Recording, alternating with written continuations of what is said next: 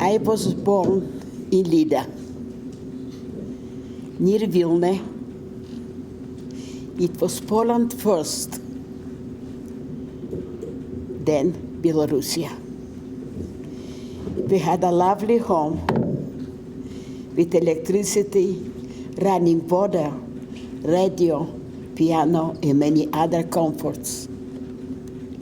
I went to a private elementary school and high school in 1939 when the war broke out. We always had full-time help at home to take care of the children and cook the meals. My father owned a department store for ladies and men's clothing. He also dealt with fur and all types of uniform for the Polish military. My mother worked with my father in the business. In other words, we had a comfortable life. In 1939, Russian army came to our area. We had to give up everything. Then they asked everything that they asked for, such as food and clothing. We were forced to liquidate our store. It took us about a year. We gave whatever was left to the neighbors and farmers. In 1941, my father passed away. We were able to give them a proper Jewish burial. As a matter of fact, it was the last official Jewish funeral in Lida. Many people, Jews, Polish and Belarusian, came to the funeral because he was a prominent man in the community. Soon afterwards, the war reached our area. In the middle of the night, planes were bombing the city and fire was raging everywhere. We were soon homeless, left with nothing.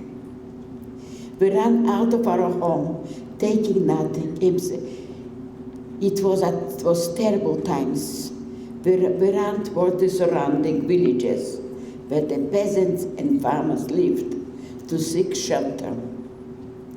We found some farmers who knew my father, and they gave us clothing and shelter for a few weeks. We went from farmer to farmer to trying to survive.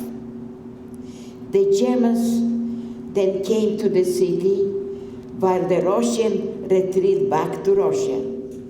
When the Germans came, they wanted every Jew to return to the city. The farmers were scared to let us stay, so we had to leave. We had no choice but go back to city Lida.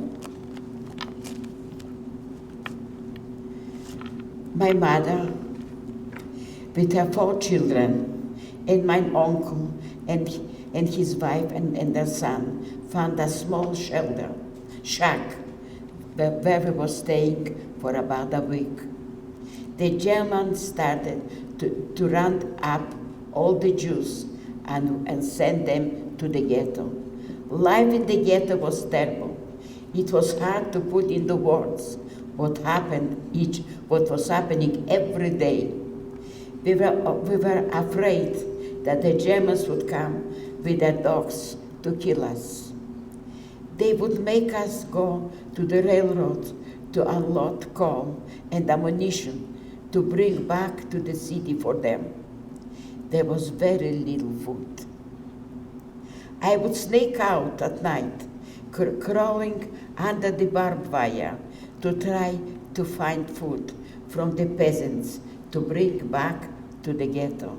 It was very dangerous, but I did it so that my family would have food to eat.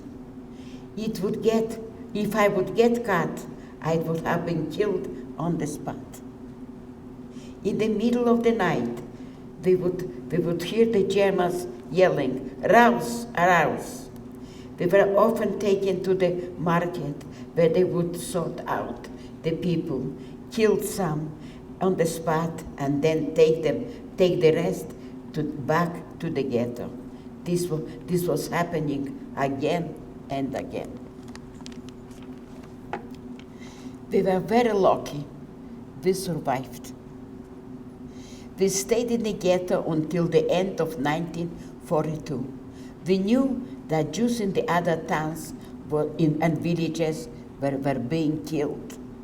People would come to our ghetto as refugees and told us of the terrible things what was happening.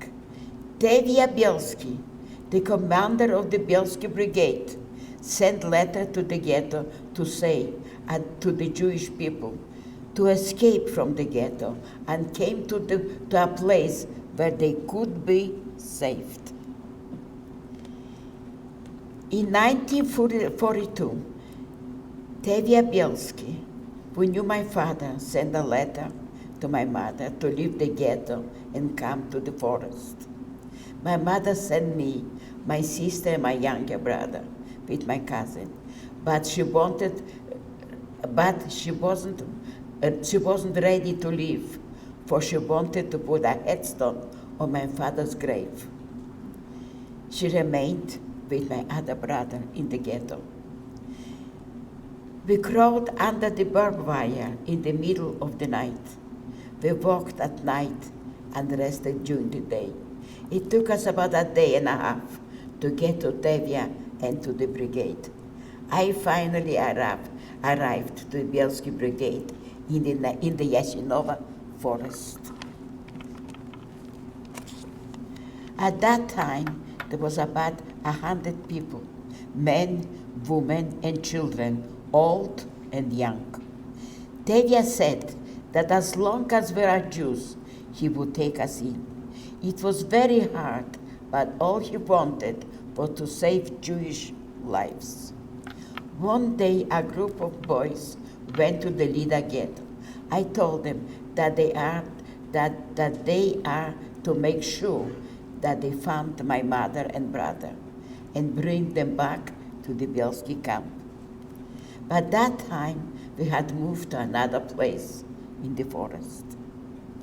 Whatever we were on the move, we always walked by night and stayed quiet during the day, just so we would not get cut by the Germans. During that move, my mother joined us. Here we lived under the open sky in the forest. Once we got to our destination, in the beginning of 1943, we started to make bunkers under the ground for protection. But this time, we were already a few hundred people. One day, the Germans found out where we were. We had to run for our lives, my mother's sister and brothers and cousins. We were always together and always said that what will happen to one will happen to all of us. As we escaped, we had to walk to deep swamps. We were around a few hundred of us. We walked day and night. We would actually hear the Germans talking, so we had to be very quiet. One man knew the woods very well, and he led us through the swamps. It was extremely difficult. My mother was very big, and my mother carried my little brother on his shoulder. When we came to the end, the sun began to shine. We started to dry out our dirty clothes, and we ate some berries which we found. At this time, Tevye said that we all had to separate. My mother and my brothers and some other people, we felt helpless. We didn't knew where to go, so we all just sat under a tree. All of a sudden, I saw two men walking toward us. One of the men came over and asked why we were just sitting there. He told us that the Germans were not far away. You have to keep going, he told us. If we stayed here, we would be sure killed. That man was my future husband. To this day, other people of the group still credit my husband for saving their lives. In 1942, my husband was in a Russian brigade with only a few Jewish fighters. The Russians didn't like the Jews that were with them. They wanted to kill them. The few Jews, including my husband, left the group. Their main aim in life at this time was to fight and get revenge. My husband knew that there were Jews in the other forest hiding in the bunkers. Other than revenge, my husband didn't care about anything, since everyone in his family was being slaughtered. When he saw us sitting under the tree, he knew that this where he had to be. He left the group. He took his rifle and his pistol and remained with us.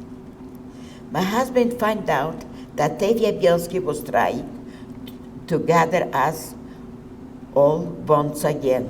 We rejoined the group.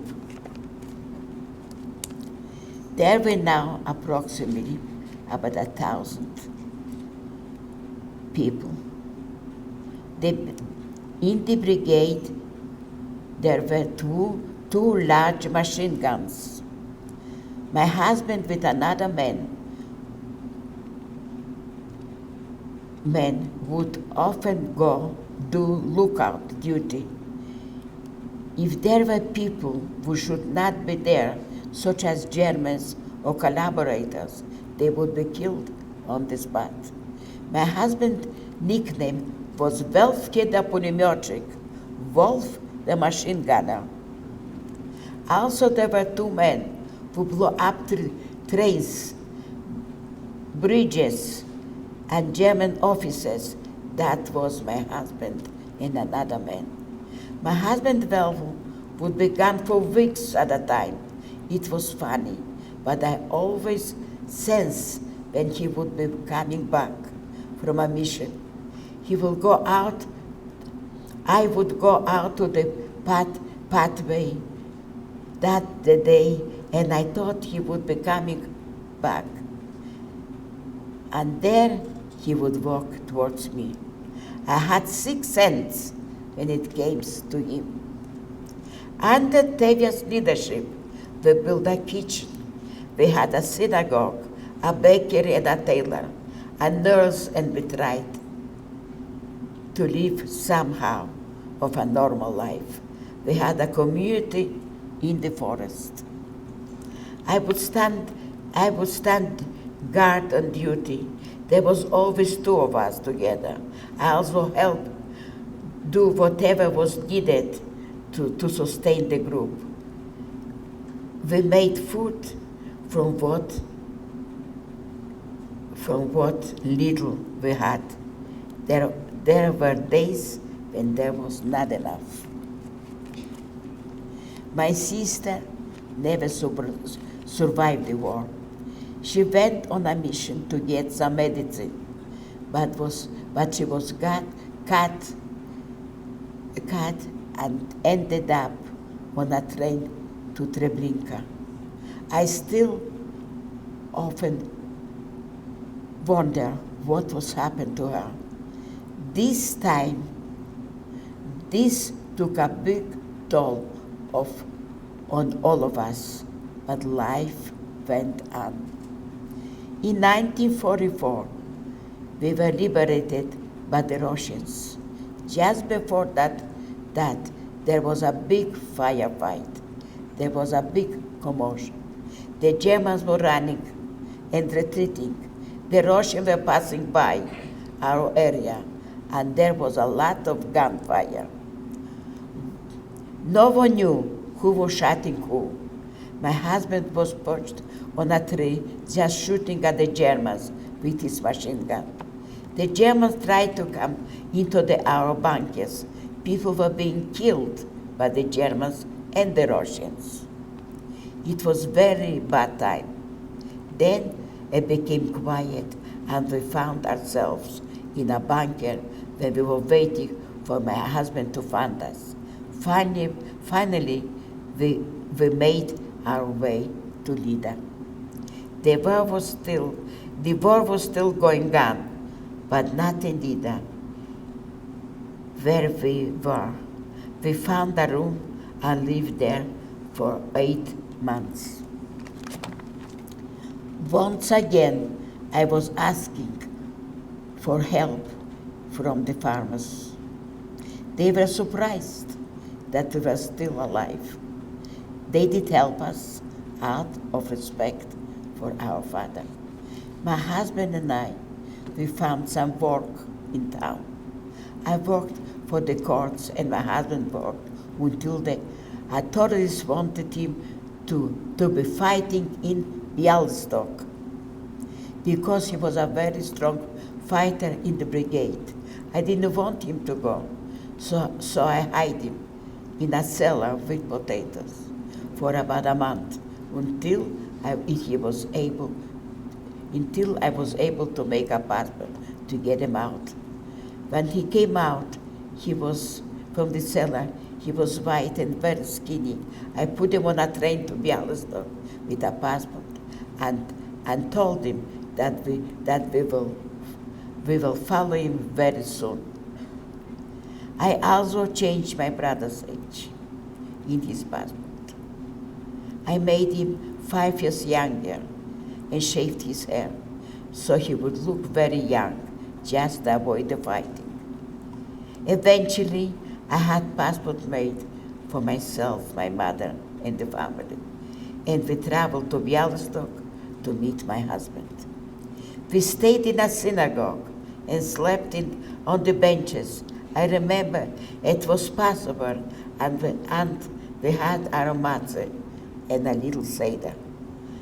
After that, we went to lodge and found an apartment where we went there.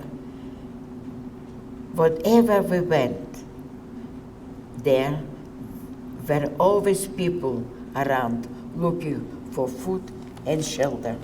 And my mother and mine fed everyone came to us, and always made room for them to sleep. We did what we had to do. People came from the Jewish agency, and we said that we wanted to go to Israel. They told us that the only way to go to Israel was that we would have to go to Greece first. They took us to a place and told us to act as Greek prisoners.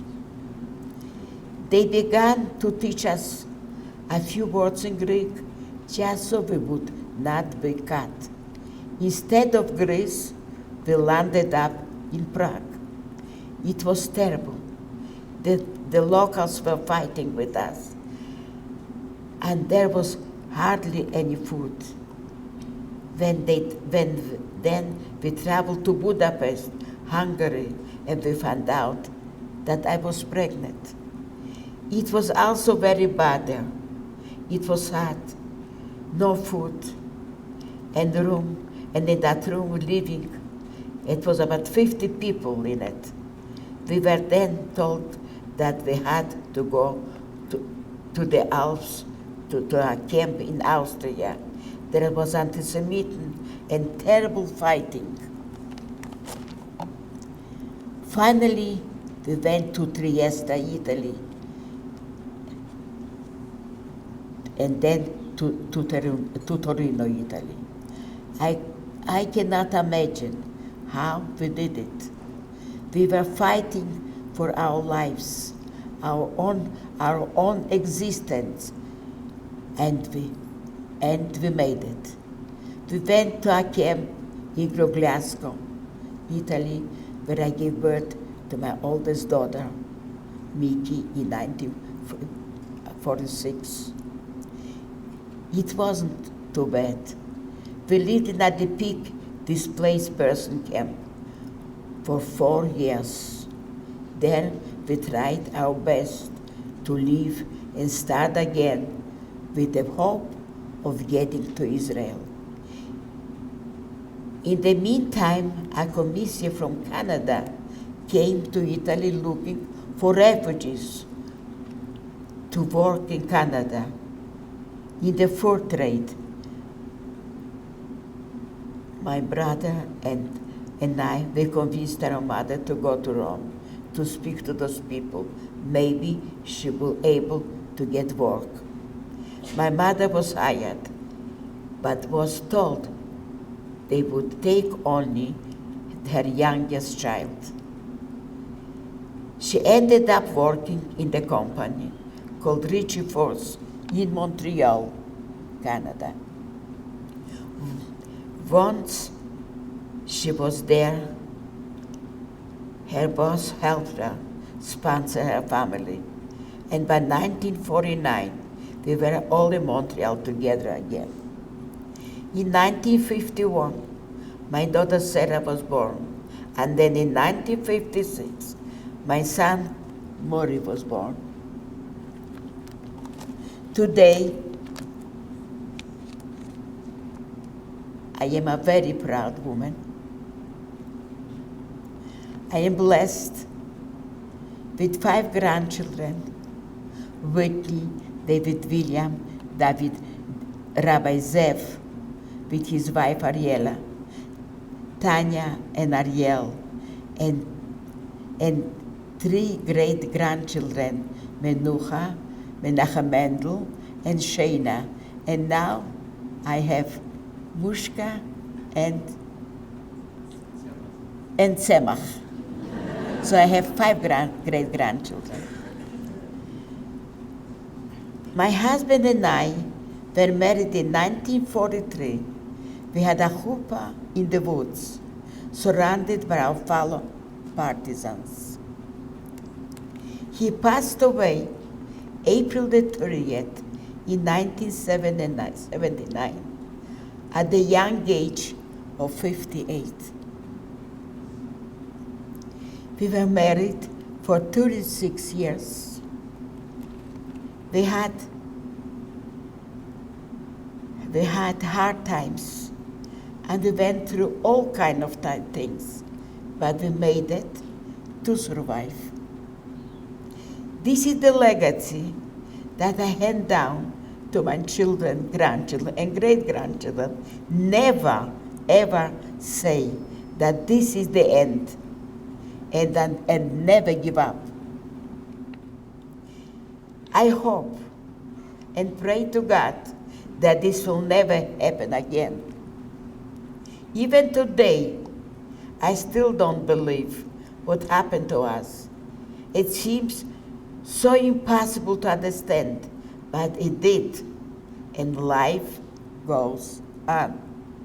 Life is beautiful, and I remember every day that life does go on, and life is for the living. Now, I have a message to you. Never, what is the Yosef of me? A message. Remember your history, know who you are, and stand up for who you are. You are the future. Stand up for what is right. Israel needs your strong support. So is Chabad needs your strong support. And never forget. And no give up. And never forget. And Gam Yisrael Chai. Thank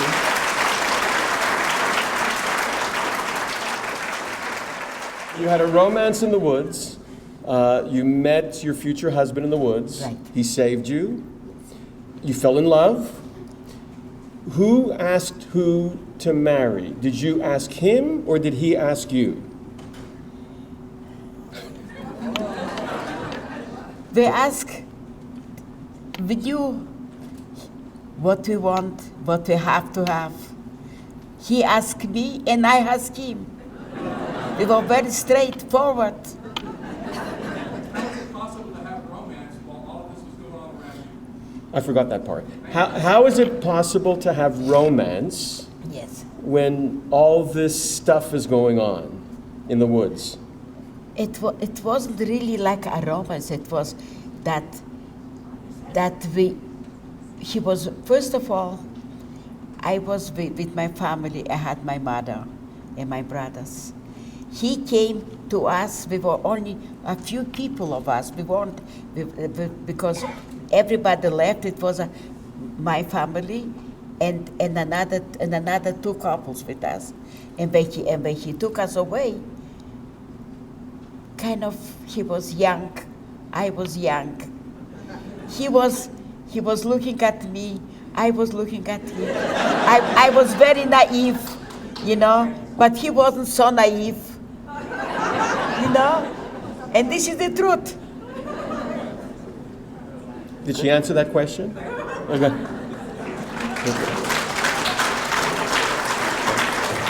Good guess.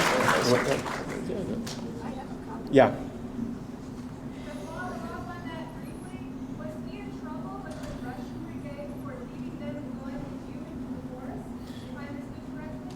Did he get, for a small period of time, he was with the Russian brigade before he joined the Bielskis. Yes. By leaving the Russian brigade, did he get into trouble by the Russians by leaving them? They couldn't find him.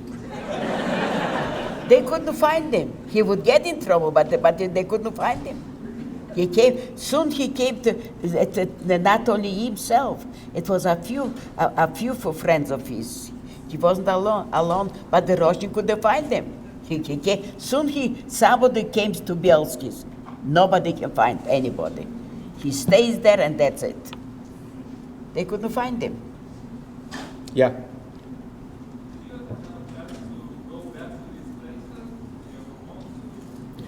Did you ever have a chance to go back to? Wait for the question. Did you ever have a chance to go back to the city that you grew up in, and did you ever want to? Yes, I did have plenty of chances to go. I could buy a ticket and go tomorrow, but I don't want to, because on my father's, on the Jewish cemetery, there is a big condominium already, a big building there. For what? I wouldn't go there back. No. For what? There is blood on the streets. There's a comment. Okay, I am a Holocaust survivor in the eastern part of Poland. My story is similar to yours. I was in a concentration camp. We managed to run away. I was in the woods for 1 year. And then the job also afterwards went to another cemetery. So this was very close to my heart. And I thank her for it. And to which part is that? Oh, Lvov, in Ukraine. Yeah. So I really appreciate your comments and your So, information. exactly. So you know it. Yeah, I really everything. Thank you.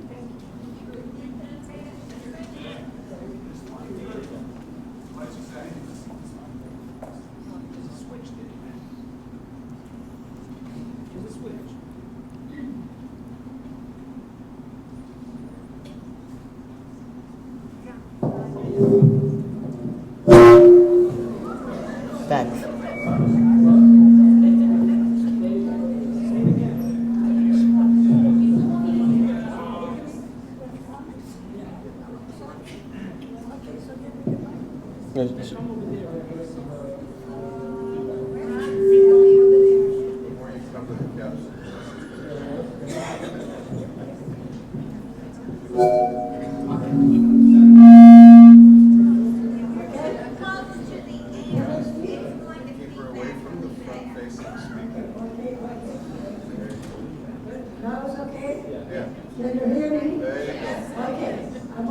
survivor from eastern part of Poland.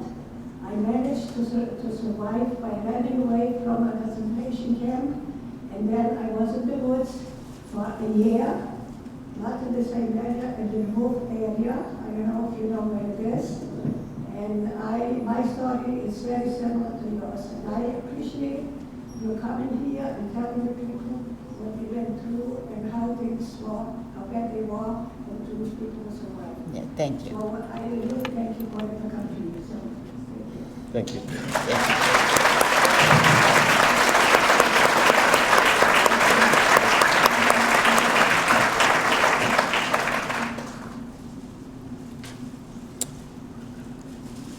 Any more questions? Oh, there's one, yeah. Thank you for coming, Leah. I really enjoyed hearing what you had to say.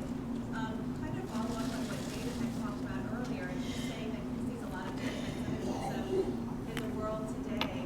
And I wonder, as a person who has lived through this, if there's anything that gives you concern. Are you looking around and seeing any of the same things that you saw leading up to this crisis in Europe? See it happening? As David made a few comments at the beginning about the continuing of anti-Semitism around the world, Yes. do you have any comments? Do you have any feelings about that? Do you feel that it's getting worse? Do you feel that it's getting worse? Do you feel it's getting better?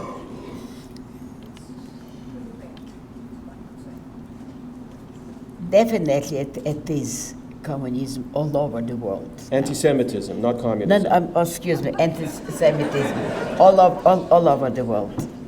We're living in dangerous times, but who likes a Jew? We have to fight, we have to talk, that we have to know that we are Jewish people. Because whatever there was in Russian a word, Stalin, the Russian used to say, I'm sure there is some Russian people here too, be Židov, spasай Россию. It means, be, вы знаете это, да? Kill the Jews. She didn't swear, did she? Okay, good. No. Okay. Kill the Jews. We will save Russia. This was thousands of years ago, 100 years ago, and it's still today, and it's not getting better. And it's not getting better. So that's why we have to remember that. We have to see, we have to work for it, we have to talk that it was anti-Semitism, and they don't even recognize that we have a state of Israel now. Today. But let's not go into politics. But I have a question. Okay, while you're in the forest, Yeah. I want to hear just a couple of happy times, maybe other than the romance, because I know that's probably not happy. And also, was there education taking place? Did you have some theater, some education? Someone in charge of that? Did you hear the beginning part? I know, Okay. our education. No, the beginning part. He also wants to hear, did you have some happy, are there happy memories? Are there certain happy memories? Also, was there education that you were able to teach the younger ones? But were there some good times that you remember But involved. involved? Yes, the good times, but we were always together. We loved every one of us. We helped everyone. One was helping the other. We were hoping that God will be good to us and it will be an end to the war. Every one of us, we wanting to be alive, to see what's for tomorrow, what's going to happen tomorrow. We never knew what's going to, and our commander, Bielski, used to say, everybody's a hero because we were fighting for our lives. And this was our life. We didn't know the day, we knew the day, night, day, we didn't know which day, what day. We didn't know Yom Tov, we knew that in spring is Passover. In the fall, it will be Rosh Hashanah, but we didn't know which day. Nothing. You know, if I can add to that, as I alluded to in what I was saying, you know, my parents would always talk, and some of the stories were bad, as I mentioned, and some of the stories were happy. I mean, you know, as a little kid, I would always hear these stories, and we would always sit around the table and listen to the stories, and not all the stories were sad. Because we were together. We all wanted for the same thing. We had to have a sense of humor to survive. Exactly. Otherwise, Otherwise, we wouldn't survive. No. This lady said that we have to have a sense of humor to survive, otherwise it wouldn't. And we were young. This is the only thing. 17, 18, 19, 20, that's it. We're young. Yeah. I think the memory to be called is excellent. The delivery is also very good. First thing about it. He says he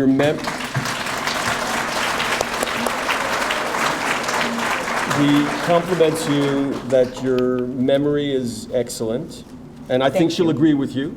And he wants to compliment you that your delivery was excellent also. Thank you so much, sir. Thank you. Thank you very much. Thank you. It's an honor. Thank you. It's an honor to know you and to know you. Thank you. Thank you. Oh, Mama. Oh, thank you. Thank you. Thank you. Thank you. Thank you. Thank you.